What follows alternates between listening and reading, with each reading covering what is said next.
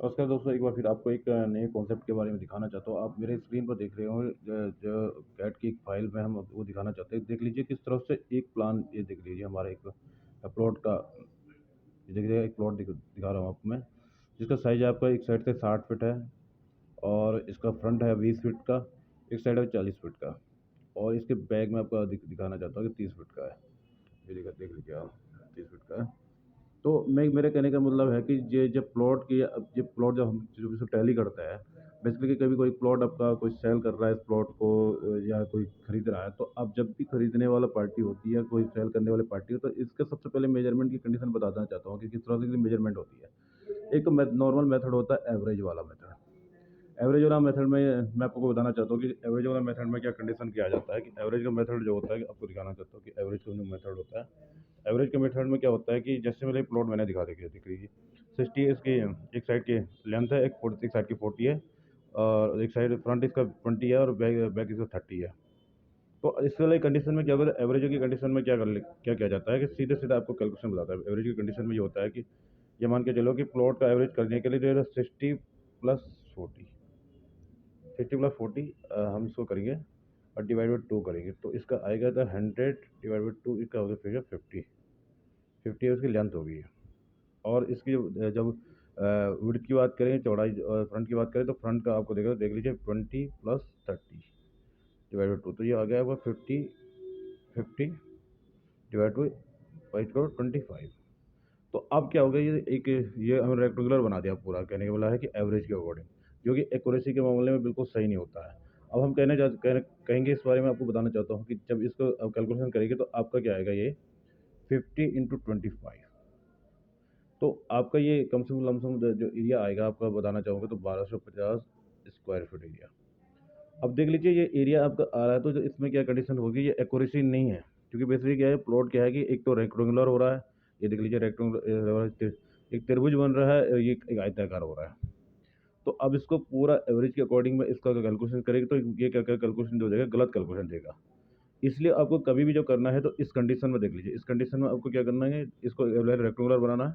जहाँ तक ये इसकी, इस वाले पॉइंट से 40 के पॉइंट से यहाँ भी 40 करना पड़ेगा आपको, 40 इस साइड वाली 40 करना पड़ेगा। तो ये 40 आपका स्क्वायर बन जाएगा, रेक्टेंगुलर बन जाएगा, सॉरी रेक्टेंगुलर बना, आयताकार बन जाएगा। तो अब इसका कैलकुलेशन करते हैं, तो आयताकार एरिया इक्वल टू होता है लंबाई, लेंथ, विड्थ इंटू लेंथ, चौड़ाई इंटू लंबाई। तो अब हो जाएगा सीधे सीधे कितना, आपका हो जाएगा 40 × 20, तो कितना हो जाएगा 408, 800 स्क्वायर फीट एरिया इस वाले का स्क्वायर फीट एरिया हो जाएगा।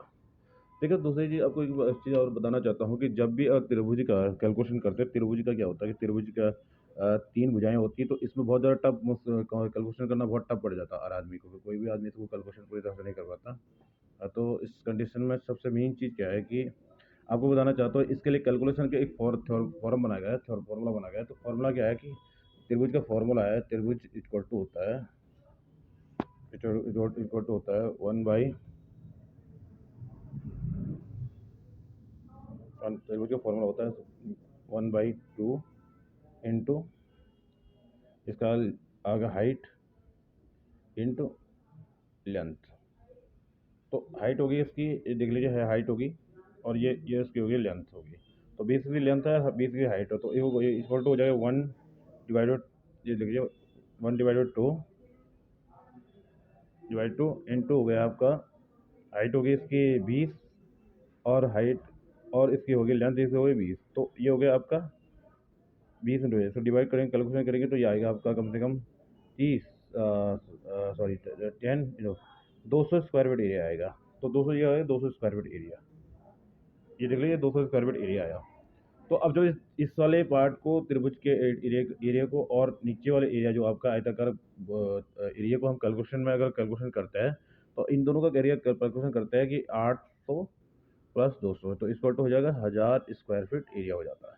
देख लीजिए, आपको मैं बताना चाहता हूँ कि एवरेज का एरिया, जो एवरेज करके हमने निकाला हुआ एरिया है, और नॉर्मली इस कंडीशन के एरिया में बिल्कुल डिफरेंट है, 50 स्क्वायर फीट एरिया का डिफरेंट हो रहा है, 50 स्क्वायर फीट एरिया का डिफरेंट हो गया है।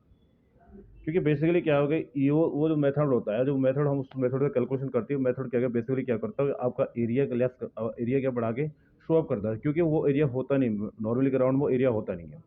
तो जब भी आप कैलकुलेशन करते हैं प्लॉट की कैलकुलेशन करते हैं, तो अगर आप टेक्निकली है, नॉन टेक्निकली है, फिर भी एक थोड़ा सा एवरेज एवरेज को लेकर करोगे कैलकुलेशन, तो आपका कैलकुलेशन सही नहीं बैठेगा। तो आपको इस तरह से बहुत ज़रूरी होता है कि जब भी प्लॉट इस तरह से कोई प्लॉट इस तरह का आता है, आएगा आपके पास, जिसकी भुजाएँ क्या होती है बराबर नहीं होने के कारण, तो लोग एवरेज का थ्योरम बताते हैं कि इस तरह से हम हर जितने भी सारे बेसिकली जितने भी लोग होते हैं जो नॉर्मली काम करने वाले लोग हैं या खरीदने वाले लोग, कोई सा आदमी इसी थ्योरम के अकॉर्डिंग, एवरेज के अकॉर्डिंग अपना प्लॉट को खरीदते और बेचते हैं। लेकिन ध्यान रखिए, अगर आपको एक्यूरेसी निकालना है, अगर आपके पास कोई सॉफ्टवेयर नहीं है, जैसे हम लोग सॉफ्टवेयर से वर्क करते हैं, अगर आपके पास सॉफ्टवेयर नहीं है, तो आप बेसिकली इस तरह से एक कैलकुलेशन बना के आपका अपना प्लॉट का मेजरमेंट करके एरिया कैलकुलेशन कर सकते हैं। ये जो बेहतर मेरे कहने का मतलब होता है कि आपको समझाने का एक मेथड होता है कि बहुत सारे लोग इस तरह से जान नहीं पाते कि हमारा प्लॉट वाकई इतना स्क्वायर फीट एरिया है कि नहीं है। तो इस कैलकुलेशन आजमाइश बाद जो आपको कंफ्यूजिंग होता है, तो मैं आपको एक बार दोबारा इस पर बताना चाहता है कि इसमें क्या दो, एक त्रिभुज है और एक आपका क्या क्या आयताकार है। तो आयताकार का अपना सीधे सीधे लंबाई गुणा चौड़ाई हो गई, सीधे लंबाई 20 फीट है और गहराई इसमें मान के चलो, लंबाई की चलो लेंथ बोल दो, सीधे सीधे गहराई बोल दो, गहराई हम तो प्लॉट के जब टैली करते हैं तो गहराई बोल देते हैं, तो 40 फीट की गहराई, तो इंटू कर लिए तो 800 स्क्वायर फीट एरिया हमारा होता है, क्योंकि चौकोर है तो चौकोर लंबाई बड़ी होगी।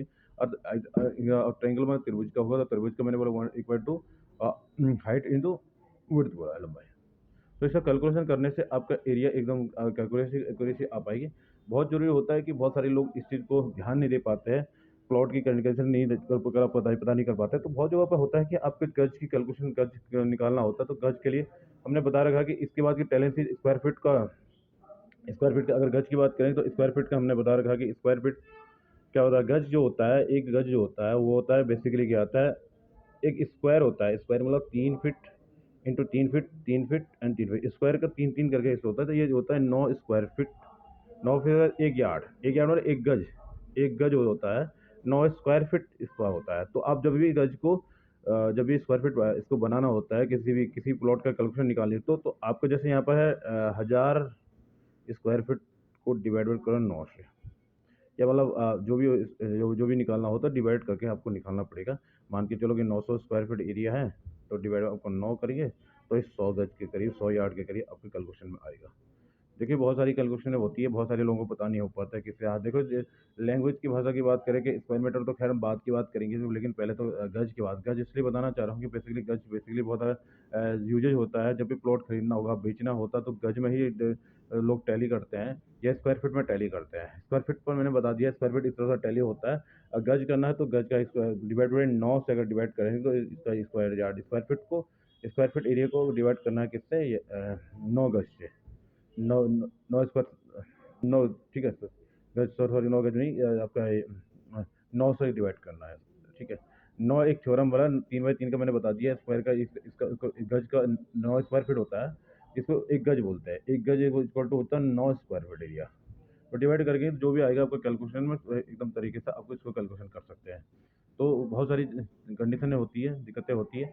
प्लॉट की मेजरमेंट सबसे इंपॉर्टेंट होती है। बहुत सारे नॉर्मल आदमी अगर प्लॉटिंग का करे, तो एवरेज से न प्लॉट का कैलकुलेशन न करते हुए, ज़्यादातर एक कैलकुलेशन न किसी भी टेक्निकल बंदे को बुला के, अगर आपको प्लॉट की डायमेंशन इस तरह से दिखती है कि तिरछा प्लॉट दिखाई देता है, तो उसके लिए आप टेक्निकल बंदे को बुलाइए, उसका सही तरह मेजरमेंट कर लीजिए, और उस तरह से उसको आपको टैली करके पूरा प्रॉपर आपको बता देगा कि किस तरह से आपकी कैलकुलेशन होनी है।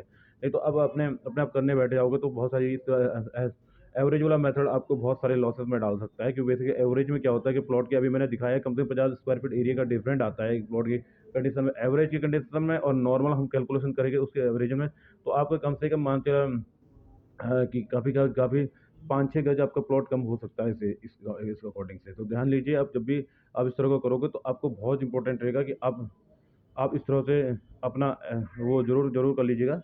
तो हमारे बताने का सबसे मेन उद्देश्य ये है कि आपकी जब तक जानकारी पहुँचने का। अब तो जब बेसिकली बहुत सारे लोगों को इस तरीके की जानकारी नहीं होती है।